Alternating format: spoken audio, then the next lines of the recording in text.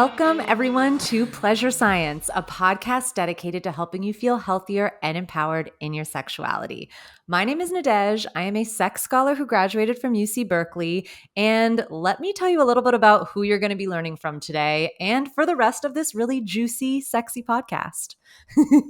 So, I am someone who went from struggling to have orgasms and to always getting into toxic relationships to really being able to find lovers who are true friends of mine, people who respect me and people who cherish me. And your girl is definitely having those big O's now. But it took me a long time to get there. And it was actually the reason why I became a sex scholar in the first place. So back in 2012, when I arrived at UC Berkeley, I was really frustrated with the way my life was. I just kept getting into relationships with people who I had something to prove, and I always wanted a specific type of validation from a specific type of person. This informed the way that I had sex. Pleasure was always something I gave to other people, and I became a sex scholar truly because I just wanted to heal myself. I wanted to learn about the body. I wanted to learn about things I never learned in school.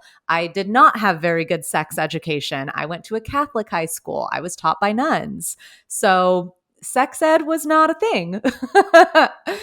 And becoming a sex scholar really changed my life, but most importantly, it gave me so much passion to share the knowledge that I found. Because not only did my life change, but something that was really frustrating that I kept running into was just how many people like me didn't really have knowledge or credible people to look to for that knowledge. So, what is a sex scholar, you might be wondering? Well, a sex scholar is a professional sex nerd. I spend all my time studying why we do the things we do, why we get into relationships with the people we get into relationships with, and how we can fuck and love better. And that's kind of how Pleasure Science was born. I actually started writing articles on medium.com, and my articles really started taking off because I simply just wanted to share the science that I was learning. I would find out about the coolest, wackiest things, and I was like, people need to know. And people liked needing to know. So something that was really cool when I started my medium.com articles, which you could still find by going to Medium and looking up Pleasure Science, one of my most popular articles of all time was an article all about the top, coolest, wackiest facts on sex. And I love this because this shows how hungry humans are for knowledge. I know we're all taught that sex is supposed to be private and shameful, but I also know that you want to know about sex. You want to learn about this. You want to feel confident. You want to feel good about that. And listen, if knowledge is power, sexual knowledge is empowering. So, when I decided to make the Pleasure Science podcast, I thought to myself, let's start with these wacky, cool facts on sex. So let's jump in, shall we? So the first cool, amazing fact on sex that I think everybody needs to know is that all humans, regardless of your gender, get an erection. That's right, people. I don't care if you are a woman, if you are non-binary, if you are a trans man, you get an erection. And this is because all mammals have erectile tissue inside of their genitals. So not only do all humans get erections, but all animals do as well. How fun is that? But when it comes to people with a vulva specifically, we're often taught not to prioritize our pleasure, but to prioritize the boner in the room. So let's talk about prioritizing your boner. The average clitoris is 4 inches long. Now, the shaft of the clitoris is located inside of the body, which is why most of us aren't aware that the average clitoris is 4 inches long, and why most people aren't aware that we all get erections. Like the shaft of the penis, it's outside of the human body. We can see those erections. That's obvious. But for people with a vulva, it isn't that obvious. Now, what else is really cool about the clitoris and the fact that all humans get boners is the G spot. Now, every time I talk to people, whether it's students in my community or just people on the street, people are always wanting to know about the G spot. How do I find it? How do I pleasure it? But I bet you didn't know that the G spot is actually the root of the clitoris. It's all the clitoris, people.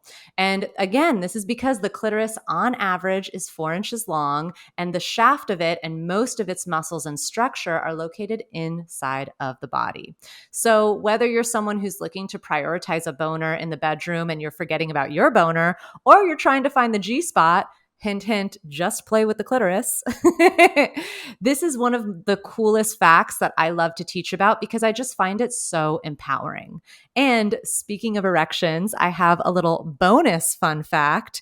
Did you know that your nose gets a boner too? Yes, people. There is erectile tissue inside of your nose. So if you're someone who sneezes during sex, it's probably because your nose had a boner. And I'm saying this with love because I am a happy sneezer, okay? I sneeze before, during, and after sex, and I love to think about the fact that maybe that's just because my nose has a boner and I'm feeling happy that day. So, the second really fun and really important sex fact that I want to talk about today is how our brains depend on pleasure. In fact, your brain is your biggest sex organ. That's right. Your brain literally needs pleasure in order to function properly and seriously influences the way that we have sex and connect with other people. And one reason why that is because of gray matter. Gray matter is located inside of the brain, and gray matter expands when we experience consistent pleasure or words of affirmation, which is also why it's so important to affirm your reality and your existence and have friends around you who say supportive things to you. Now, gray matter expands, and when it does expand, we can process our emotions better. We have better memory retention and better muscle function. So, this is something that is so important because when we're thinking about muscle function, guess what's a muscle? The penis and the pussy. So, when it comes to gray matter and your brain, if you experience consistent pleasure inside or outside of the bedroom, your muscles are going to function better and you're going to be able to process your emotions and retain memory so much more.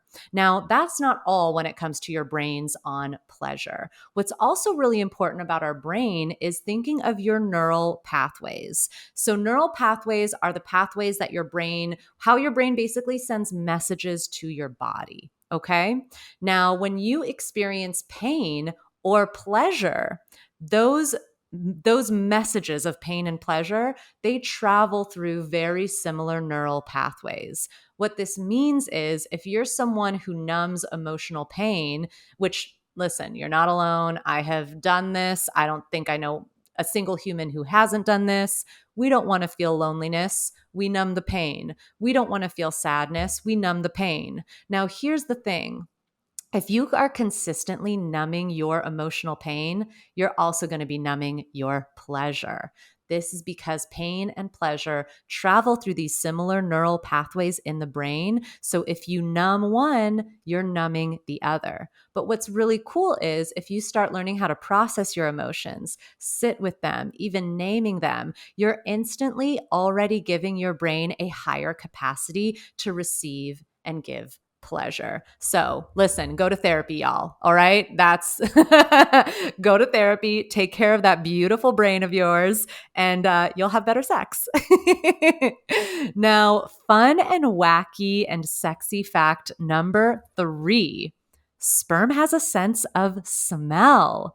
A 2003 study found that sperm can navigate using their sense of smell. And some scientists argue that this is how sperm cells locate where an egg is inside of the womb.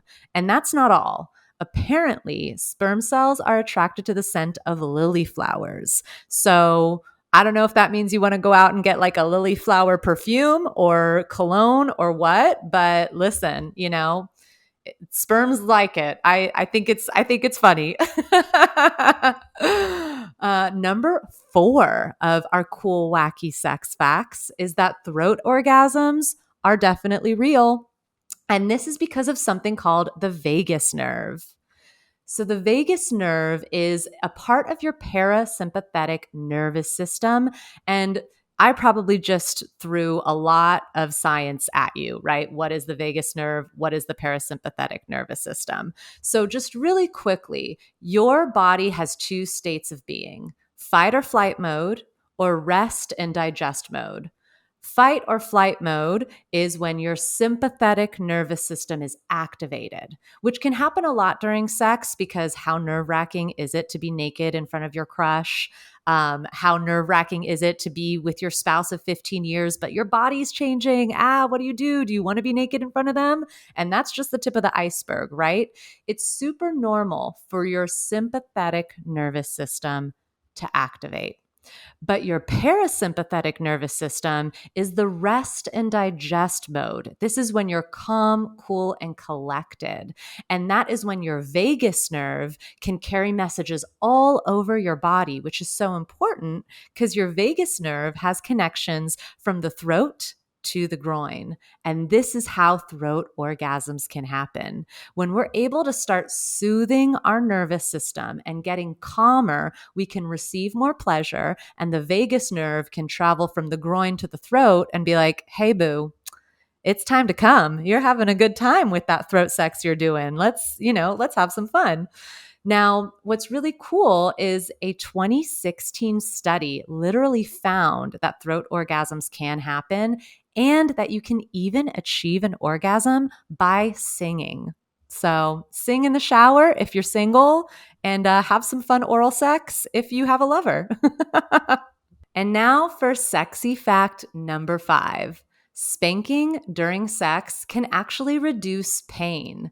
This is because something called endorphins are released when we spank. So, what are endorphins?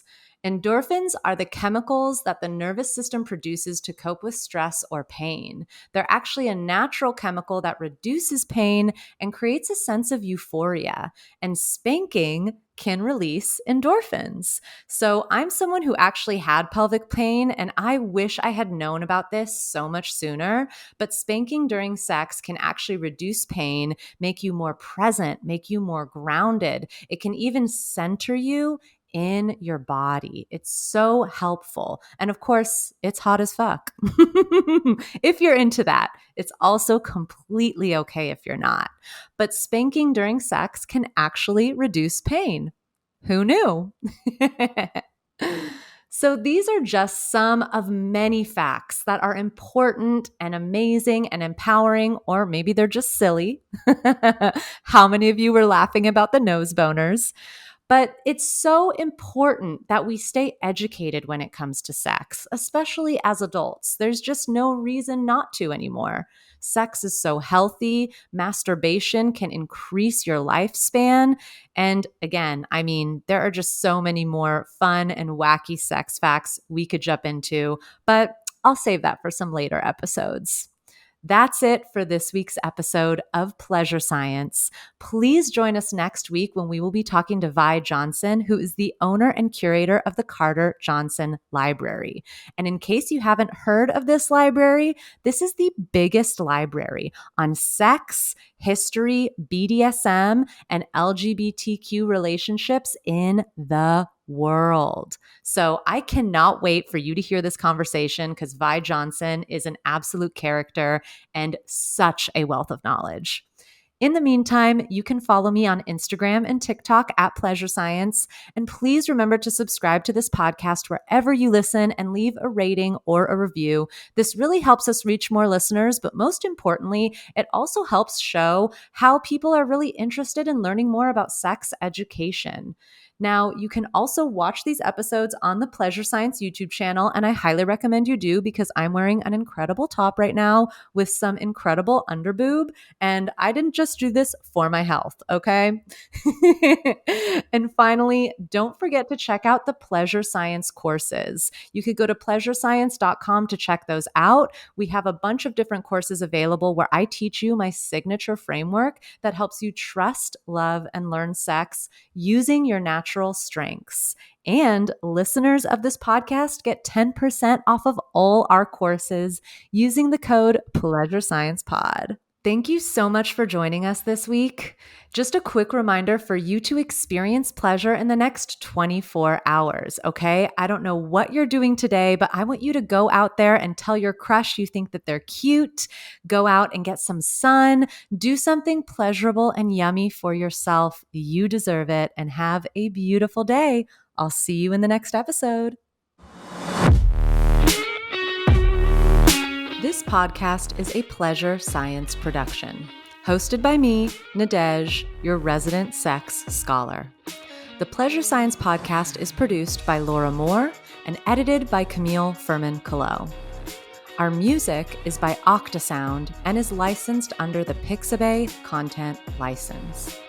To find out more about Pleasure Science and to sign up for our online courses, please visit www.pleasurescience.com.